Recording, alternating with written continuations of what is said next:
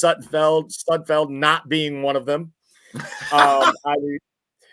Definitely later in this broadcast, I want to talk about how you asked me for a bold take a couple weeks ago. My bold take was no way Sudfeld is going to go out as QB2 on this team. They're going to bring in a veteran. I firmly believe that even more after watching last night's game. But Nate Sudfeld was putrid.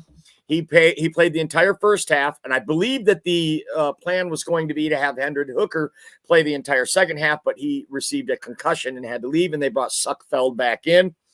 Nate Sudfeld, 13 completions on 24 attempts for 96 yards and an interception, a quarterback rating of 46.5, not very good. Hendon Hooker, not a whole lot better. He did have 34 yards on the ground, made him our leading rusher, and he had some nice runs. He had a really nice run that didn't count because we had a defensive penalty that was that negated the run. But he had 34 rushing yards, and he was 5 for 9 for 36 yards with a quarterback rating a little better than Sudfeld at 65. But I think the most important part was when Hooker was on the field, there was excitement. He was moving the offense, even if that was with his legs. He made some nice throws, but they were short throws. Anything beyond 10 or 15 yards, he seemed to miss. He was sailing a couple. He sailed one out of the back of the end zone for Donovan Peoples-Jones. But at the very first, Hooker looked like the game was moving way too fast for him, even with New York Giants third stringers out there. But there were some encouraging moments to see him. My biggest takeaway, Sion Vaki. This kid runs hard, buddy. 4 runs, 29 yards. He had a long run of 15 yards. This guy's going to be pushing for that third running back if he keeps that up. Isaiah Williams, the undrafted free agent from Illinois, wide receiver, had 4 catches for 35 yards. He also had 56 return yards. He was another bright spot for the Lions. Maurice Alexander muffed the first punt of the game. And on the second one, he was lucky he didn't get called for a fumble. The ground caused the fumble. So basically 2 punts in a row, he muffed them. So Maurice Alexander looks like you're probably going back to the practice squad, kid, if you can't pick that up. This is a guy that you and I were rooting for, Russ, with these new kickoff rules, his UFL experience. We thought maybe he could make it off the practice squad this year, but it didn't look like it in that game last night. The defense looked really putrid. There were a couple of standouts. They did give up a 48-yard touchdown to Eric Gray, a run. Number 39, I didn't catch his name. Pretty sure he's not going to make the team. He got burned a couple of times. He got turned around, shook right out of his shoes on that 48-yard run. Deron Gilbert, undrafted free agent. He's from Detroit. He went to Northern Illinois, was all over the field playing linebacker last night. And Broderick Martin changed his number to 99, and he was impactful. He had a sack, and he looked like a guy who would be a second-string defensive tackle in the NFL. So that was really encouraging as well. Yeah, I'm a little bit more encouraged about the defense when it comes to yesterday, just because it's like outside of that 48-yard run, they had 4 yards rushing when it came down to it. So for the most part, the Lions' backup defenders were pretty good yesterday. The secondary looked like they might actually be at least an average secondary, which is way better than it was last year. So Hooker went out for 1 series and he brought some excitement to the game. 2 series. Okay. 2 series. He drove us down within a few yards of the goal line, and Dan went for it on like 4th down. Dan went for it 4 or 5 times in the game last night, and that was one of them. They turn over on downs at the goal line. Also, Jake Bates hit a 53-yard field goal. I should have mentioned that. Sorry, go ahead.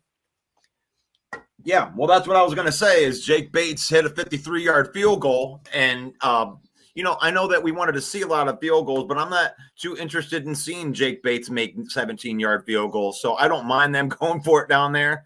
I really wanted to see if he could kick it from distance, and he did get a on the road in bad weather 53-yard kick right down the middle with room to spare. So that is the reason they brought in Jake Bates. He may not be the most accurate kicker from up there, but he is a weapon when it comes in. If you got, a 60-yard field goal at the end of a half or something like that, this might be a guy that Dan Campbell might trot out there to try to get some points at the end of the game. But don't expect Dan Campbell to just start all of a sudden not going for it on fourth down just because he's got a kicker. I don't think it's going to make a difference. So this was it was preseason. That, like I said, I get about 5 minutes into this game, and just going through some of these snap counts right here. Maurice Alexander had 21 snaps. James Mitchell had 20 snaps. Zonovan Knight had 20 snaps. Hendon Hooker had 20 snaps. It's Parker Hesse, backup tight end, had 18 snaps. I'm trying to look at some of these standout. Jamar Jefferson had a few snaps. Neil Baki had 12 snaps, and like you said, he showed out. They showed why he did get picked in that fourth round, because it's like when you're looking at preseason, what you're really looking at is the guys that are stepping up should be showing up these second and third string guys. Like when it pops off of the screen for you, then you realize that they got a running back there in New York that they might like. I can't remember what his name, the 48-yard Eric Gray. Yeah, he looks like that he might be something there, but it is just preseason. But he did rip off a nice run, made a couple people miss. But Sion Baki looks like he runs pretty damn hard, Mike. I think they might have found somebody there. Yep. Yeah, the reports are saying that he was heavy-footed. He just runs angry, runs hard. Great move when he gets to the second level. He juked a linebacker right out. So, yeah, kid runs hard. That was one of the few bright spots for the Detroit Lions. But you know what? It's preseason. And even if the Lions, I'm going to tell you right now, even if the Lions would have won this game 14-3, I would still be saying, right, it's preseason. Doesn't matter. Okay. I mean, when I looked at the starting lineups, when they first tried it out, like I said, it wasn't even 2 minutes into the game. I'm like, oh, yeah, this is preseason. Yeah. All the hype. I'm tone it down now. But we were, when you're going through the preseason and you want to look at these guys, you thought in your mind, like my mind, that we'd get, maybe a couple of the starters would be out there, or maybe, you get to see some patchwork type of stuff. And no, they wiped the entire offensive line off of there, and they put in all guys that are competing, which this is what I like. Like yesterday, I'm on this show, and I was asked, if I wanted them to win. And I'm like, I don't want the Lions to win in preseason, because if you are a real Lions fan, then you remember when we went 4-0 in preseason. I don't even want to win preseason games. I want to be the furthest away from preseason wins than we've ever been before, because that's the last thing as I want is dumb confidence going into the season. They go, oh yeah, look at that. You remember Aaron Jones or Aaron? What's that one guy that we had that was a fifth round running back? Oh man, I can't remember what his name was. Did a backflip in preseason. He scored a long touchdown and did a backflip. Did a little. And I'm like, oh gosh, I don't want to get too excited about any of these guys. So we're looking at, people that are going to step out. Rakestraw is going to be a dog. So is Arnold and Robertson. Those guys played pretty good in the short spurts yesterday. So for sure. Good stuff. Let's that was one thing I did notice when there were legit people that when the guys who have a secured roster spot were out there, they seemed to dominate, right? Amik Robertson, first tackle of the game on the kickoff, and then on the first play on the defense, he made a great play. Ennis Rakestraw with a great ball batted down. And then Terrion Arnold never got his name called. He didn't show up in the box score at all. That's because he had his guy shut down and they never threw the ball to him at all. So the guys who are expected to be out there, Jalen Reeves-Maben, he looked like a pro playing among college players. Okay, he's a Pro Bowl special teams guy and a core piece of this team. The whole time he's out there calling the defense, he looked like the best player on the field.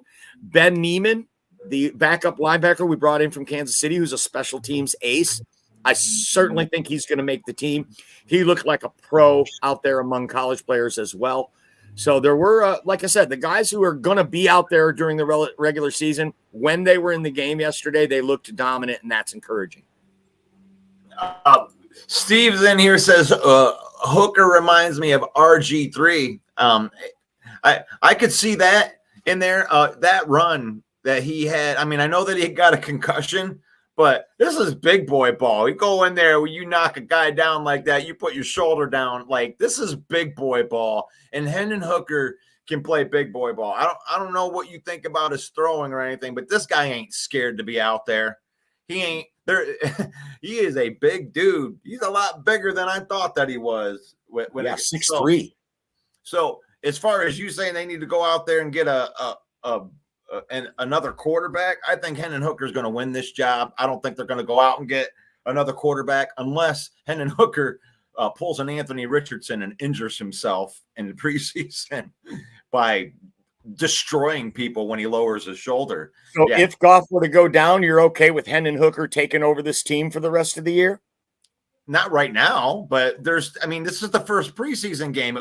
He had 2 drives, and on those 2 drives, he had a 30-yard run. Like, if somebody is going to take over for Jared Goff, if Jared Goff gets injured, I do want somebody that's mobile. I do want somebody that can extend plays with his legs and give you something, a little bit of a different recipe that's out there. I definitely don't want Nate Sudfeld out there. Possibly Ryan Tannehill. Like, if you really feel like you need to go out there and get a veteran, but I don't know, man.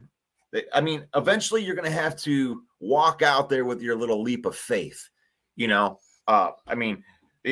you want your quarterbacks to develop and have him be the backup quarterback, you can't keep on bringing in, these veteran presidents. You're going to eventually have to trust the guy to take the reins. And yesterday, even though it wasn't like a great drive, he drove the ball down the field. He got the ball down the field in one way or another.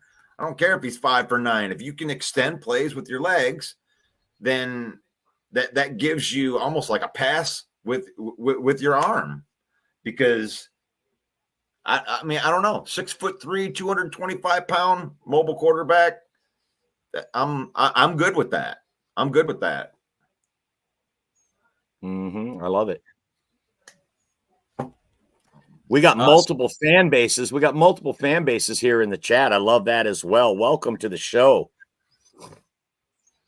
Detroit Fan Man right here says, was that the fewest starters ever in Alliance preseason games? Felt like Terrion was the only starter on the field. I went through some of the snap counts in there, and it's the truth.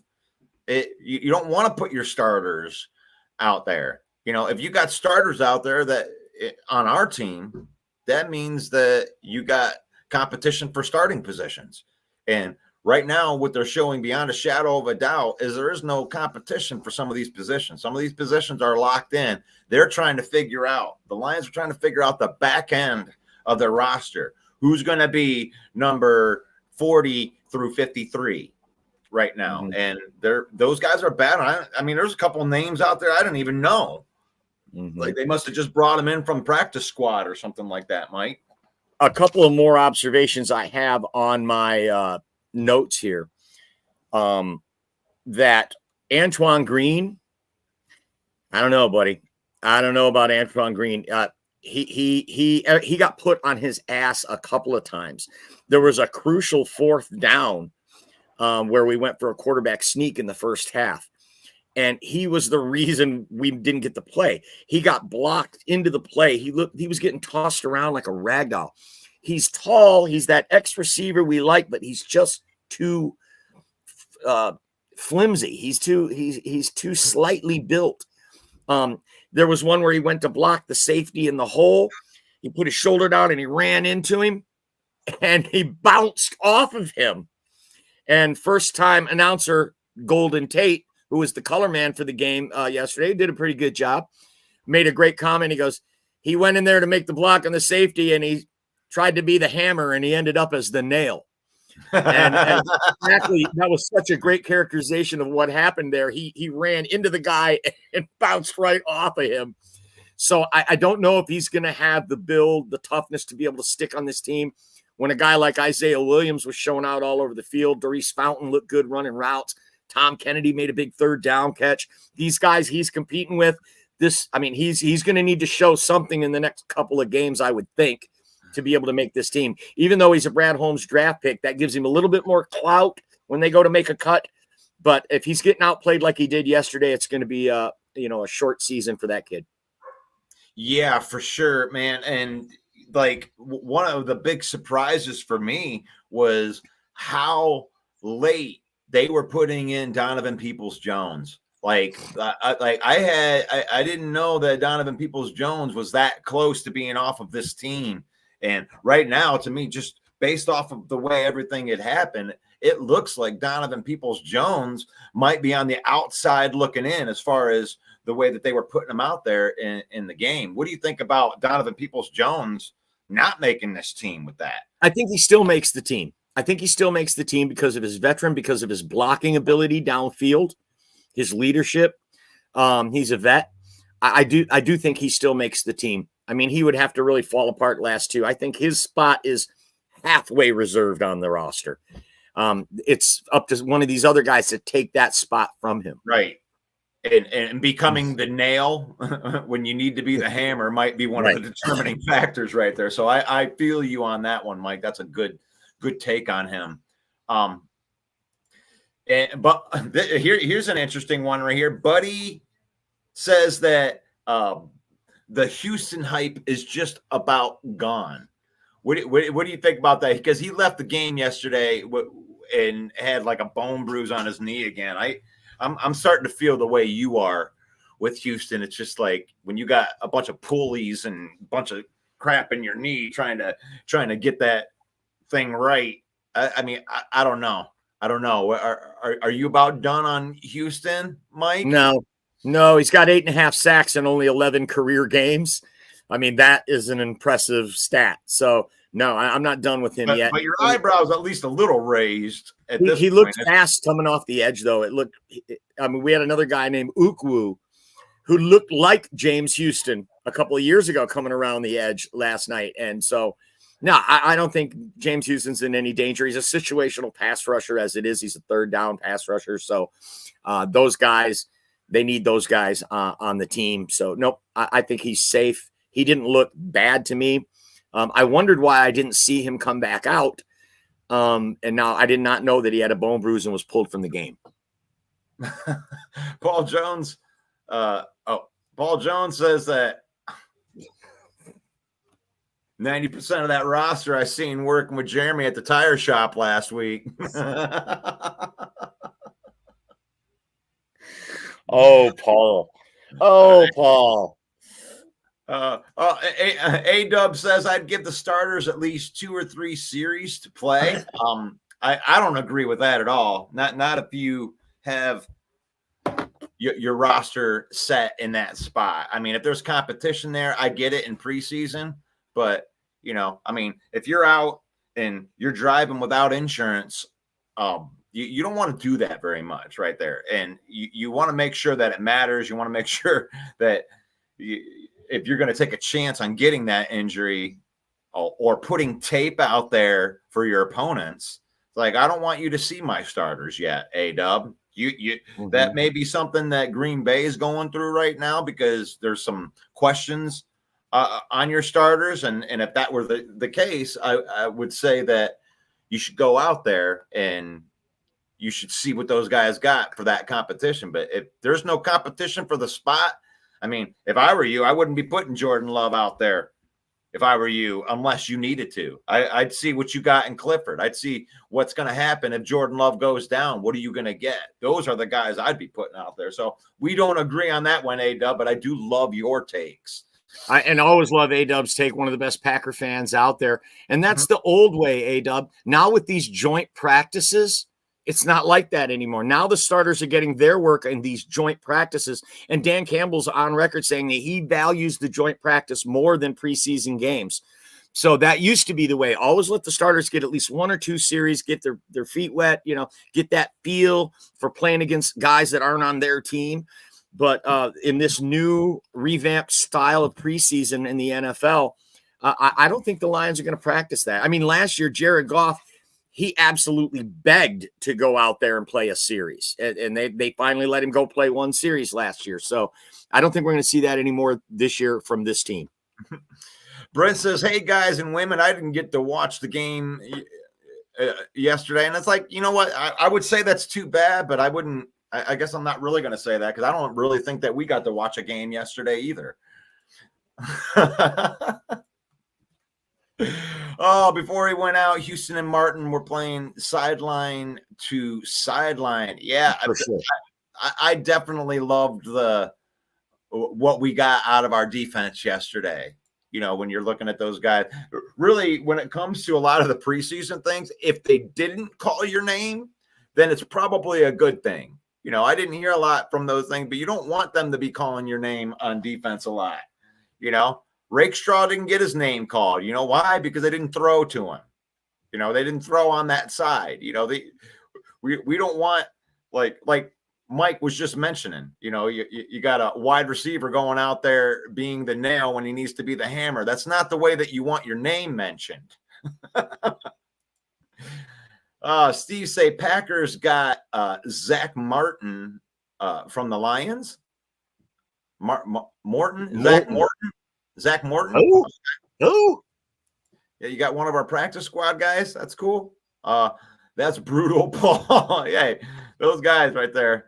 So LOL, A-Dub, Steve are awesome. Yeah, the rival fans that we have in here ever since we ran out the trolls, because the trolls got quiet last year, Mike, which was really, really funny to watch all the trolls like skip town for about 6 weeks last year from the Packer camp.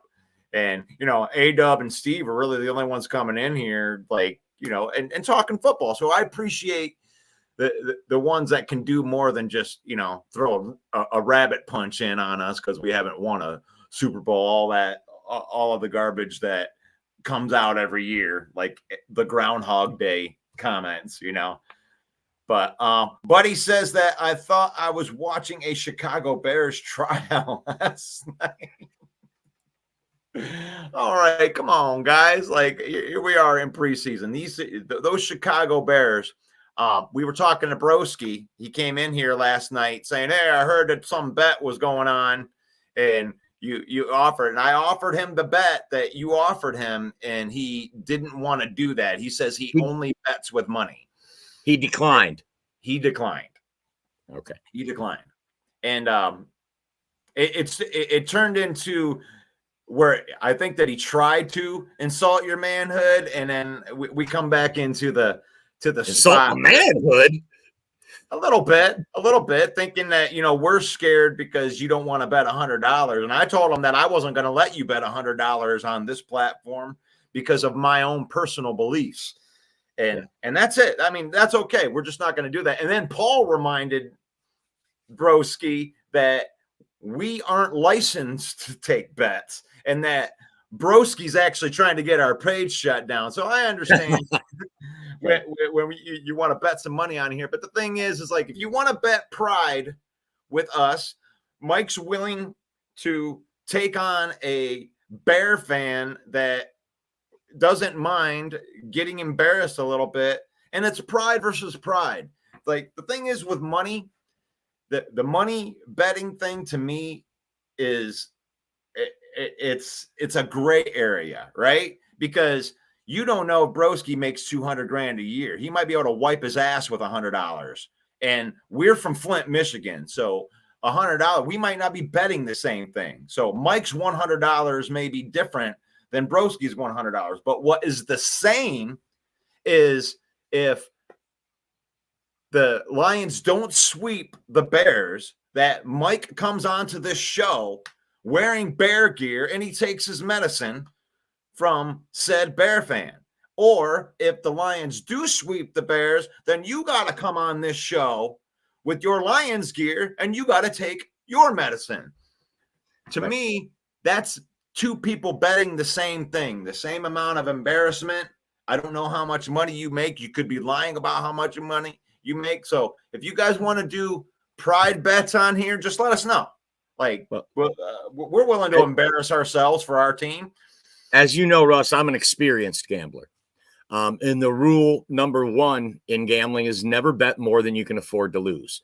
And while I'm not a wealthy man, I can tell you I can certainly afford $100 bet. Okay. But I wouldn't bet on the 72 Dolphins in a divisional game, because when it's a divisional game, you can throw the records right out the window. You can throw all the stats out the window. An NFC North divisional, I would never bet on the Lions or any other team to sweep a division opponent for $100. That's just too risky of a bet. I don't care what the point spread is. It doesn't matter.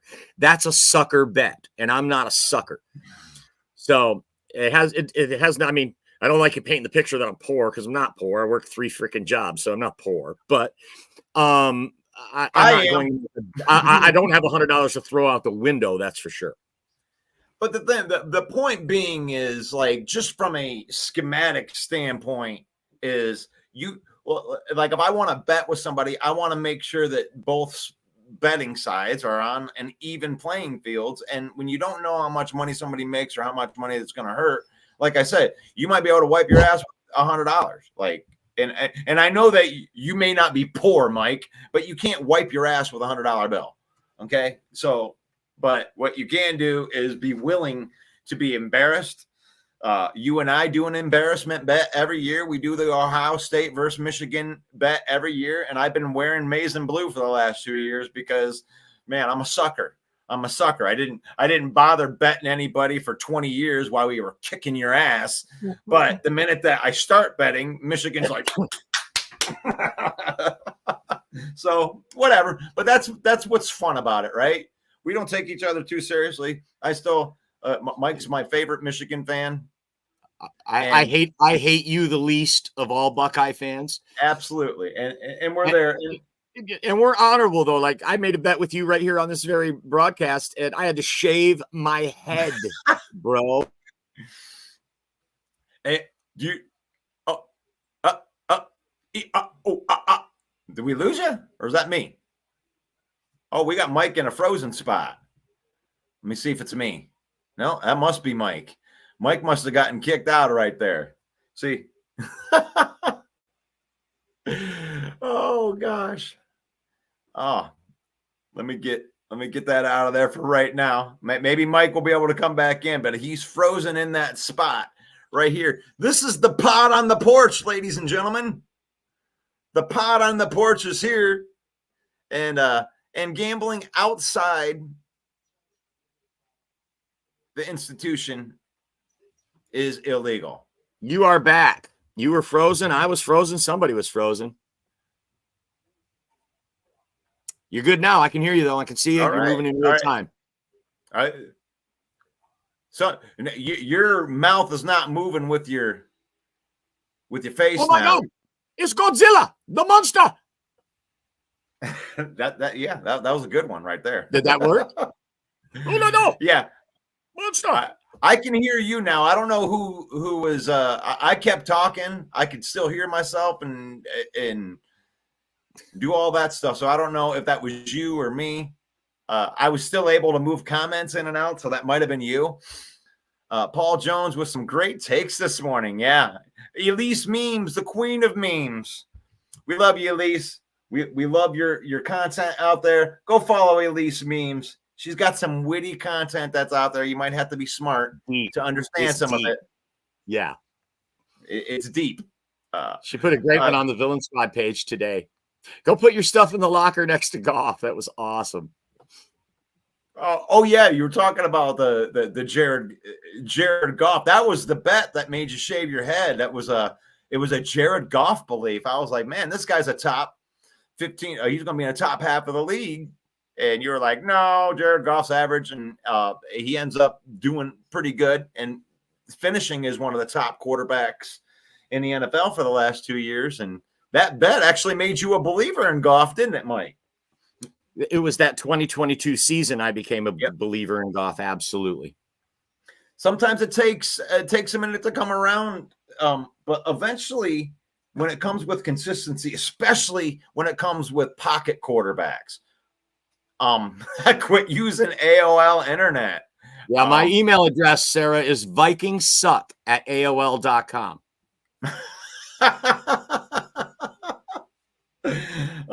gosh. And A-Dub says, I am willing to gamble a bit on the season. Mm-hmm. I don't know. I like those.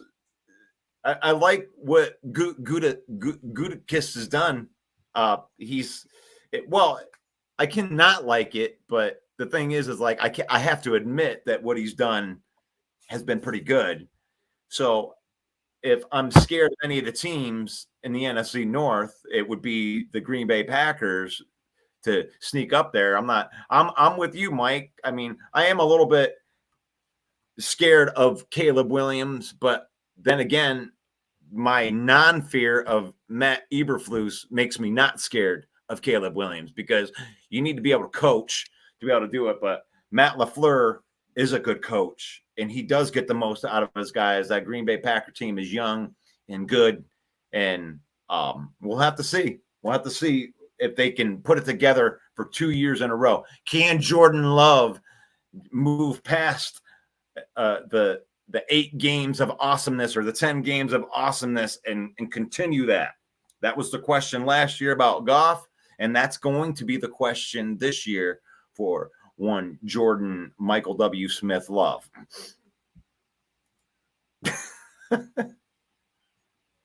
Brent says, I heard that Martin had some good play.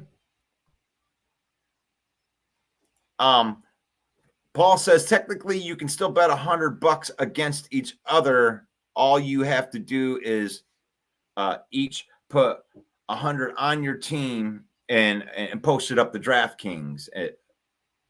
There you go. One person wins 100 and another person loses 100. That is absolute genius, Paul. I've never even heard of that. That is good. That's such a great call out. Can we? Oh, we don't have Kirk Cousins for you to do. Do him a verbal Kirk Cousins. You like that?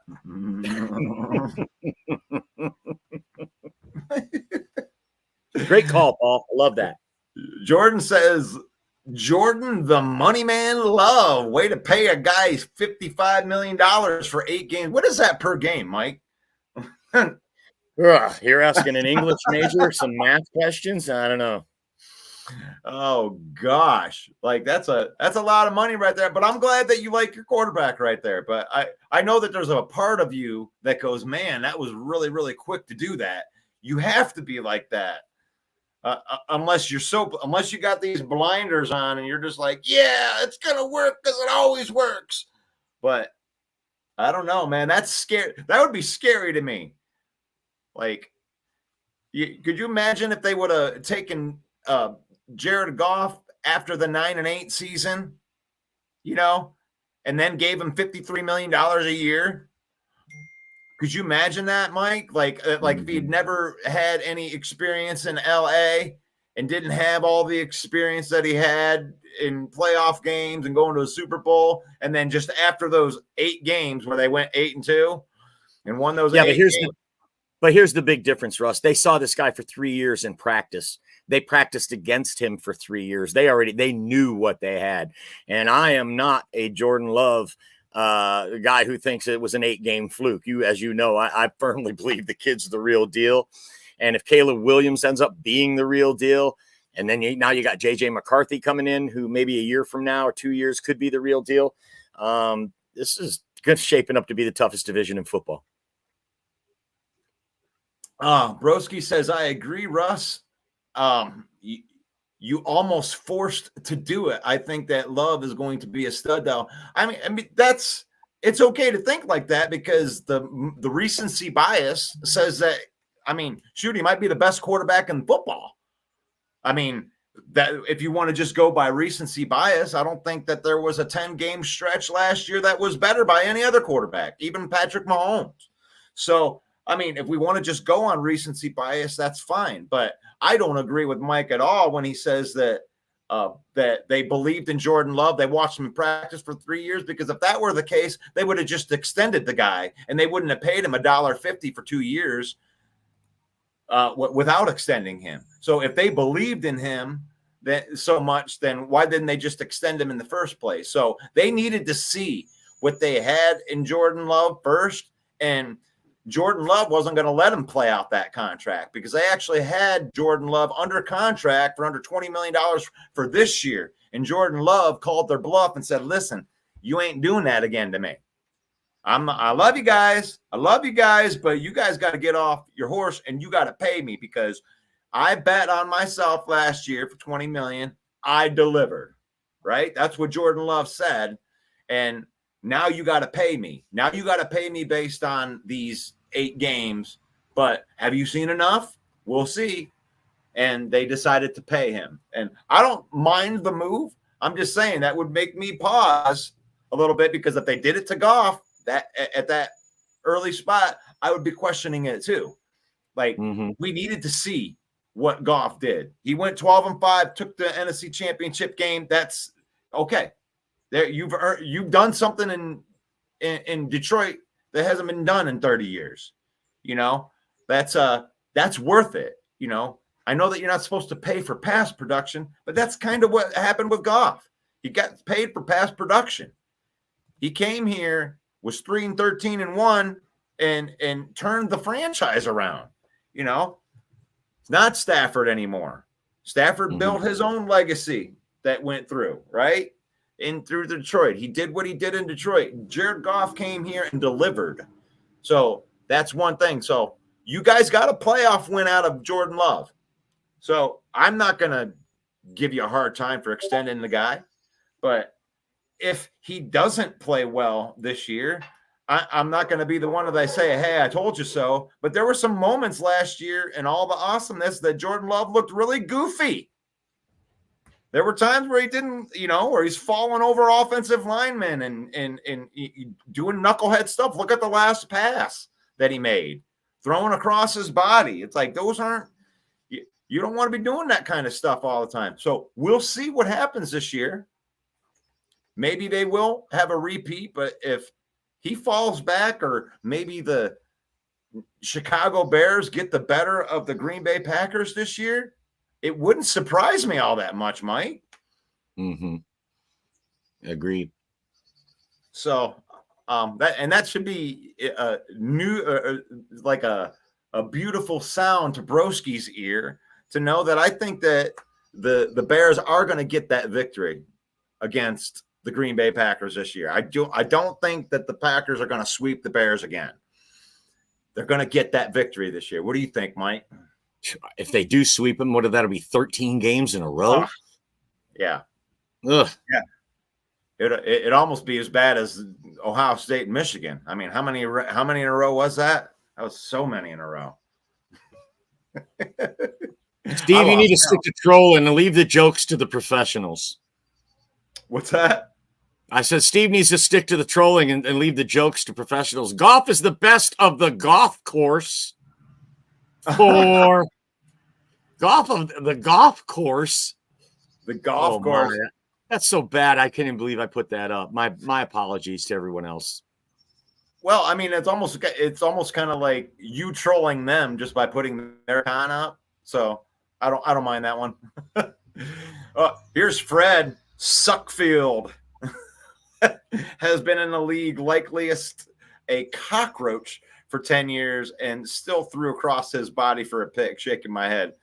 I don't want to go out there and say that there's any competition. If anything happened yesterday is Hendon Hooker catapulted himself like leapfrog, used Suckfield's head to jump way ahead of him. There is no competition for that second quarterback position right now. It is Hendon Hooker's to lose unless the Lions bring somebody else in. Like Suckfield is not going to be ahead of Hendon Hooker at this point. Green Bay paid Jordan Love based on his development from the year they drafted him. You're right that he had 3 years of watching Love practice, but there's much faith in his growth to take that risk. Well, yeah, for sure. $55 million.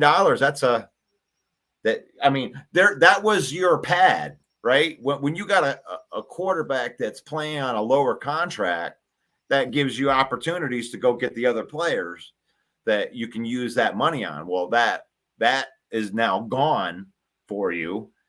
and now you got to go with what you have.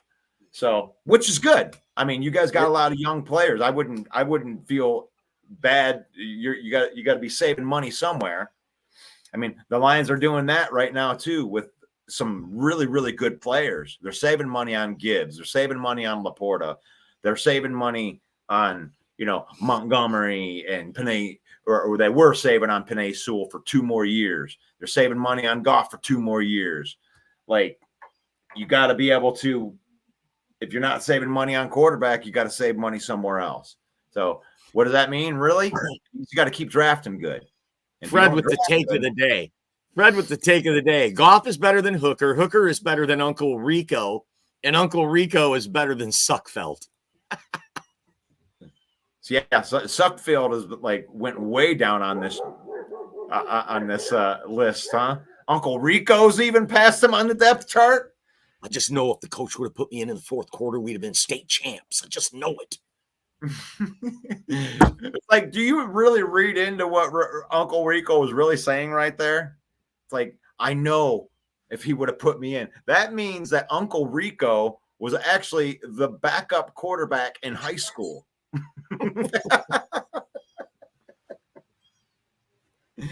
And he knows that, that their main quarterback that took them all the way to the state championship, if they would have just taken him out just for those 2 plays and in the state championship, that Uncle Rico would have led that team to victory. I bet I can. You know what? I'm down in Arkansas right now, Mike.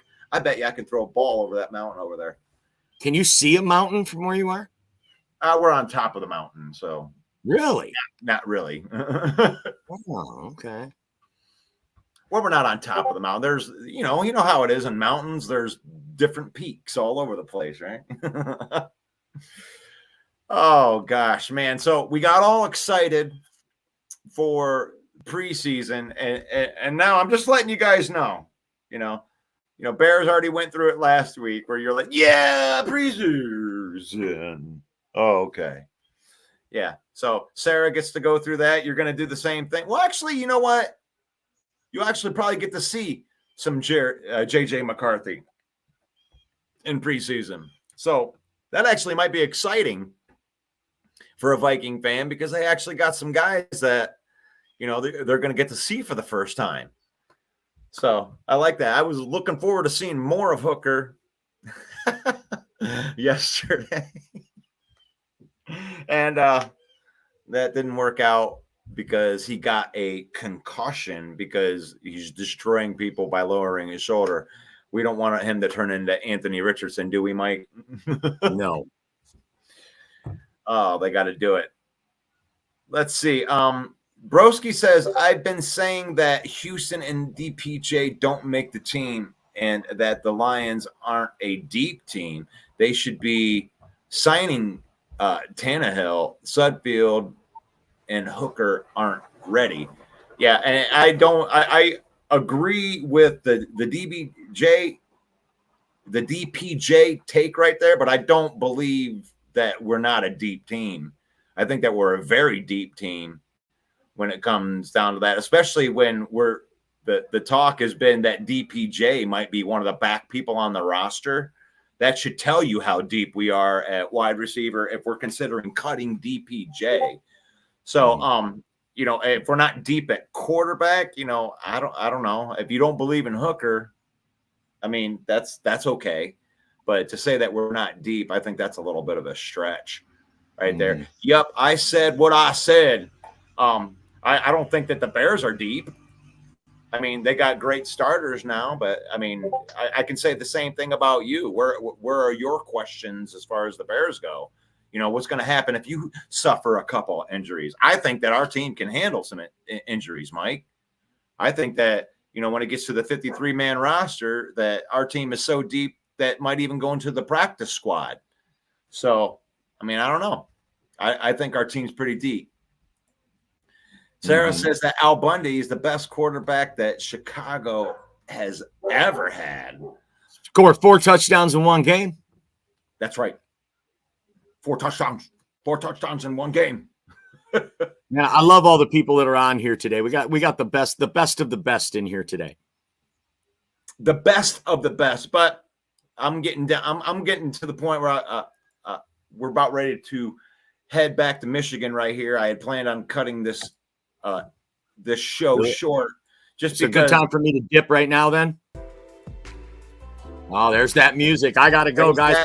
I will be downriver in Detroit tonight partying. If you're going to be down there, I'll be at the Caddo Cafe, downriver Detroit, having some Belgian food and watching some punk rock music. So come and look me up. If you got beef with me, you know where to find me tonight. Everybody have a great night. God bless each and every one of you. I love it. I love it. That's Main Event Mike. Catch him on Monday night. Every Monday night. 7 p.m. And let me find, I'm trying to find, is that right? No, man, where are my graphics? Can't find my graphics. There they go. Right there. Off-season rumors, signings, Mondays, 7 p.m. weekly. Mike goes in there, hosting the hoster with the moster. Let's see. Right there. We've had some good times today. We got the preseason. The preseason. Let's talk about it.